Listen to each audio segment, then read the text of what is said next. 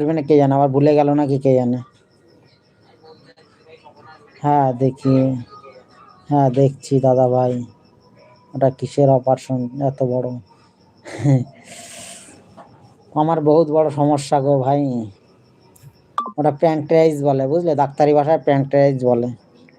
পিত্তথলির পাশে একটা সমস্যা ছিল, আমার হজম হতো না ঠিক মতন বুঝলে। দুবার, এক ডাক না কর তারপরে ওটা হজম হতো না, ওটা বহুত দিনের সমস্যা আমার। 2012 সালে এই সমস্যাটা ধরা পড়ে বুঝলে। আমি যা খেতাম ঠিকঠাক হজম হতো না, রিক্স খাবার খেলে হজম হতো না, তারপরে বমি হতো, পেটে ব্যথা হতো, খুব সমস্যা ছিল। আমি 1 বছরে 4 বার হায়দ্রাবাদে যাই।